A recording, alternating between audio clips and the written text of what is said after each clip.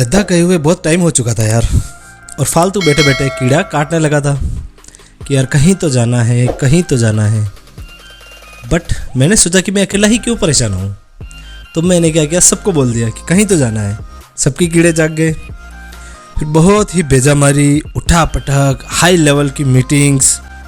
उसके बाद बहुमत से ये तय हुआ कि पिछली बार हम गए थे स्नो डेजर्ट लद्दाख, इस बार जाएंगे सैंड डेजर्ट थार। थार वो महिंद्रा वाली थार नहीं, थार डेजर्ट जैसलमेर। जब उच्च स्तरीय मीटिंग में तय हो चुका था कि थार डेजर्ट जाना है, तो मैंने भी अपनी जावा की टेस्टिंग शुरू कर दी। क्योंकि लद्दाख तो लेके जा नहीं पाया, तो मैंने सोचा क्यों ना इसको थार डेजर्ट ही ले जाया जाए। बस तैयारियां पूरी हो चुकी थी और वो दिन भी आ ही गया था कि जब हमारी बटालियन को कूच करना था जैसलमेर के लिए। बहुत आसानी से जर्नी शुरू भी हो गई थी, बहुत अच्छे से चल भी रही थी। अच्छा। बट मैं ये भूल चुका था कि मेरी कोई भी जर्नी, कोई भी काम इतना आसानी से कभी नहीं हो सकता। मुझे नहीं पता था कि जो इतनी स्मूथली जर्नी स्टार्ट हो चुकी है ना, वो आगे जाके बहुत ही भयंकर रूप लेने वाली है। तो फ्रेंड्स, देखते हैं आगे क्या होता है। क्या हम ये जर्नी पूरी कर पाते हैं या नहीं कर पाते, और कौन कौन से ऐसे ट्विस्ट आ रहे हैं जो हमारे लेने के लिए बैठे हुए हैं। जैसे ही हमने जोधपुर क्रॉस किया तो मेरी जावा हो चुकी थी ख़राब। अब वो स्टार्ट नहीं हो रही थी। सब ने अपने अपने ज्ञानी दिमाग को लगा लिया, दादी माँ के नुस्खों को लगा लिया, पर कुछ भी नहीं हुआ। फिर मीटिंग बिठाई गई और ये डिसाइड हुआ कि गाड़ी को मेरे भाइयों को बुलाया जाए, उनको दे दिया जाए और मैं भगवान के साथ बाइक पे शिफ्ट हो जाऊं। तो जावा को भाइयों को हवाले कर दिया और हमारे कॉन्वॉय आगे बढ़ गया। रास्ता जितना हमने सोचा था ना, उससे कहीं ज़्यादा खूबसूरत था और बहुत ही ज़्यादा लंबा भी था।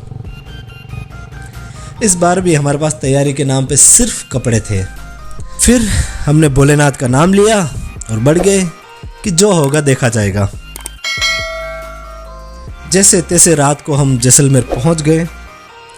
होटल पहुंचा तो ऐसी फीलिंग आ रही थी कि यही हमारा सुनारगढ़ है और हम यहाँ के हम ही राजा हैं बस।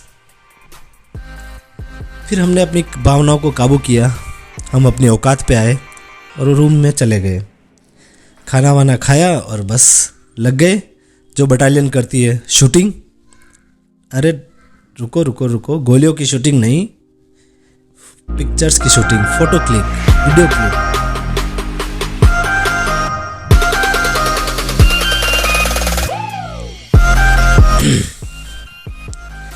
जैसलमेर को गोल्डन सिटी क्यों कहते हैं, ये हम रात को समझ नहीं पाए थे, पर जैसे ही सनराइज हुआ ना, तब हमें अच्छे से समझ में आ गया कि क्यों जैसलमेर को गोल्डन सिटी कहा जाता है और क्यों इस फोर्ट को सोनारगढ़ फोर्ट कहा जाता है।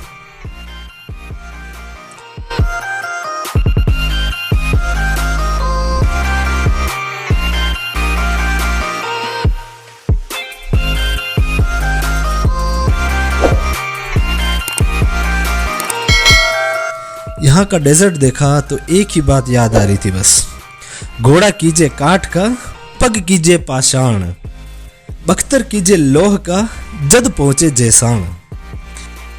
सनराइज देखने के बाद हमने नाश्ता किया। आज हमारा प्लान ये था कि हमें जैसलमेर से जाना है तन्नोट माता, वहाँ से जाना है हमें लोंगेवाला बॉर्डर, फिर वहाँ से जाना है हमें सम में, जहाँ हमें कैंप्स में नाइट स्टे करना है। ये अराउंड होने वाला था 275 किलोमीटर के आसपास। तो बस हम नाश्ता करके निकल पड़े। ऐसे देखा जाए ना, तो जैसे ही जैसलमेर का नाम सुनते हैं तो हमारे दिमाग में बस दो ही चीज़ें आती है, एक तो डेजर्ट, दूसरा डेजर्ट का जहाज, रेगिस्तान का जहाज, कैमल। पर ऐसा नहीं है। जैसलमेर और भी बहुत सारी चीज़ों के लिए फेमस है। आज मैं आपको बताऊंगा जैसलमेर के कुछ ऐसे ही अननोन फैक्ट्स जो शायद आपको पहले पता ना हो, इसलिए इस वीडियो को अकेले में बैठ के देखिए ताकि कोई आपको डिस्टर्ब ना कर सके। जैसलमेर 1971 के वॉर के लिए बहुत ही ज़्यादा फेमस है। यहाँ पे हमारे सैनिकों ने, हमारे फौजियों ने पाकिस्तानी आर्मी को दौड़ा दौड़ा के मारा था। और दूसरा जो जैसलमेर फेमस है वो है परमाणु बम के परीक्षण के लिए, जो इंडियन गवर्नमेंट ने पोखरण में किया था, वो यही जैसलमेर में है। इसके अलावा जैसलमेर का बहुत ही हिस्टोरिक महत्व भी है, जो मैं जैसे जैसे हम आगे जाएंगे वैसे वैसे आपको बताऊंगा। ये वैसे था तो विंटर सीजन, बट सूर्य देवता अपने प्रचंड अवतार में थे इस बार। पर यह गर्मी तब और बढ़ गई जब हमारे कॉन्वॉय का एक बाइक क्रैश हो गई और हमारे 2 जवान घायल हो गए। भगवान का शुक्र है कि ज़्यादा कुछ लगी नहीं, थोड़े से छिले थे साइडों से। बस प्राथमिक उपचार किया हमने और निकल पड़े वापस। थोड़ी देर तो माहौल ऐसे रहा सीरियसनेस वाला, सब ऐसे सीरियस हो रखे हैं, कोई किसी से नहीं बोल रहा, बस बाइक चलाए जा रहे। फिर हमें लगा ऐसे तो काम चलेगा नहीं यार, कब तक ऐसे रंडी रोना रोते रहेंगे। बस फिर क्या था, फिर से बकचोदिया शुरू। किसी ने सच ही कहा है, दोस्तों के साथ आप कभी भी अपने गम को याद नहीं कर सकते, कभी भी अपने दुख दर्द को याद नहीं कर सकते। वो पहली बार तो वो याद आने नहीं देंगे, और अगर याद आ भी गई गलती से और अगर आपने उनको सुना दिया ना, तो वो जो मज़े लेंगे ना, तो आपको ये लगेगा कि जो इनके सामने मैंने बताया, जो गिरे थे हमारे जवान, वो भी अपना दर्द भूल चुके थे। गिरते पड़ते हम पहुंच चुके थे माता रानी के दरबार में, तन्नोट माता में।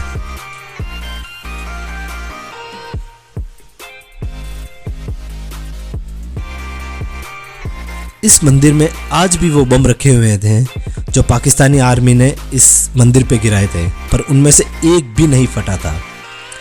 इसीलिए ये फौजों के बीच बहुत ही आस्था का केंद्र है और इसको अभी भी इंडियन आर्मी ही मेंटेन करती है। माता का दरबार देख के हम निकल चुके थे उस जगह जाने के लिए जहाँ पे हमारी फौजों ने पाकिस्तानियों को दौड़ा दौड़ा के मारा था, या ये कह लीजिए मारा कम और घसीटा ज़्यादा था। आज भी उन्हें दर्द होता होगा ये देख के। वो जगह है द लोंगेवाला।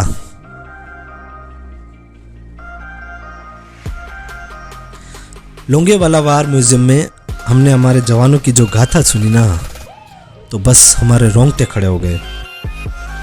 ऐसा लगने लगा कि बस यहीं से निकलना है और सीधे बॉर्डर पे जाना है और पाकिस्तानियों को मार के आना है। फिर हमने हमारे जज्बातों को काबू किया। तब याद आया कि यार ये तो पीस टाइम चल रहा है,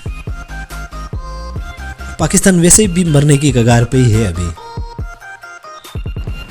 तो हमने युद्ध का आइडिया ड्रॉप कर दिया और फिर आर्मी कैंटीन जाके थोड़ा नाश्ता किया और थोड़ा ठंडा पिया, जिससे हमारा दिमाग थोड़ा ठंडा हो जाए, और बस निकल पड़े सैम ड्यून्स के लिए, जहाँ हमें मिलने वाले थे कुछ और सरप्राइजेस जो मैं आपको वीडियो में आगे बताऊंगा।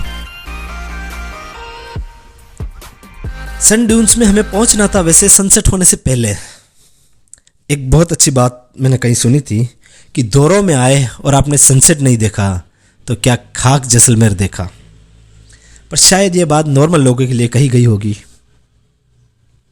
और हमारा जो कॉन्वॉय था ना, वो अल्ट्रा लेजेंडों से भरा हुआ था, तो हम लोग टाइम पे पहुंच जाए तो ये बात कुछ हजम नहीं होती। एक बार को राहुल गांधी प्रधानमंत्री भी बन सकता है, उर्फी जावेद फुल कपड़ों में फोटो शूट करवा सकती है, और ये पाकिस्तानी जो मंत्री हैं वो अपने मुंह से हगना छोड़ सकते हैं, पर हम लोग टाइम पे पहुंच जाएं, ये हो नहीं सकता। पर फिर भी बहुत कोशिश करने के बाद हम इंडियन टाइम के अनुसार टाइम पे पहुंच चुके थे।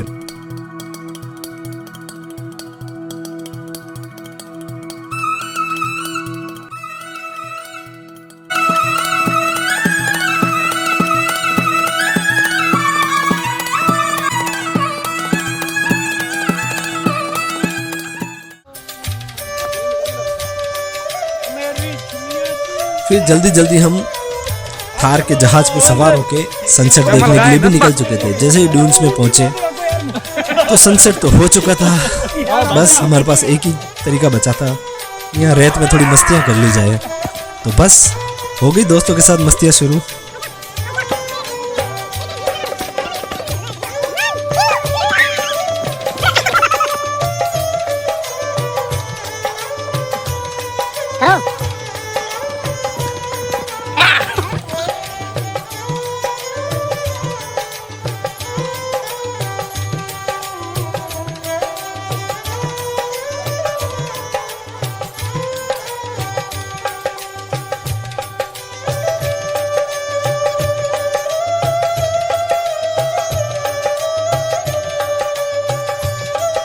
मस्तियाँ करके वापस आए कैंप्स में तो हमारा स्वागत ऐसे हुआ जैसे कोई राजा आ गया हो।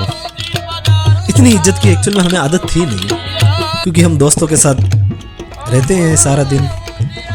तो भाई साहब, दोस्तों के साथ कोई इज्जत नहीं होती आपकी। कोई जी लगा के बात भी कर लेना तो ऐसा लगता है साला बेइज्जती कर रहा है। फिर कैंप में पहुंच के रिफ्रेश होके बस बारी थी कैंप फायर की और फोक डांस की।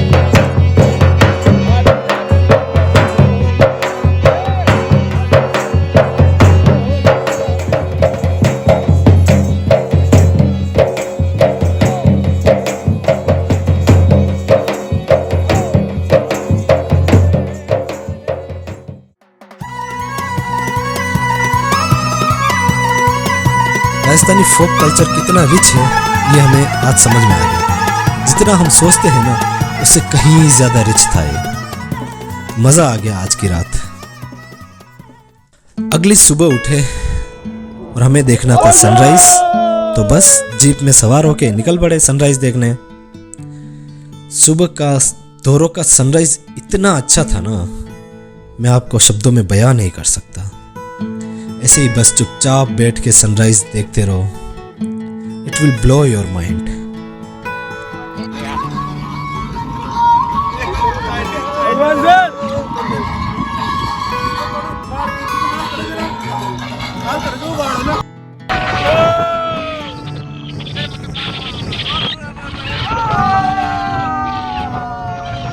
फिर से जीप में सवार होके निकल पड़े कैंप्स के लिए।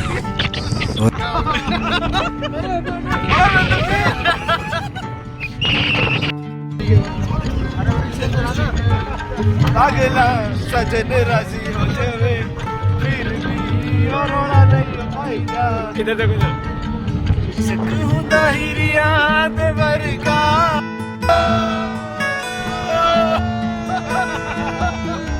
बस हमारा कॉन्वॉय तैयार था आगे जाने के लिए। जीप सफारी में गांड का जोर लगा के चीखे निकालने के बाद हम लोग निकल पड़े थे इस दिन के उजाले में भूतों का पता ढूंढने, एक भूतिया गांव को देखने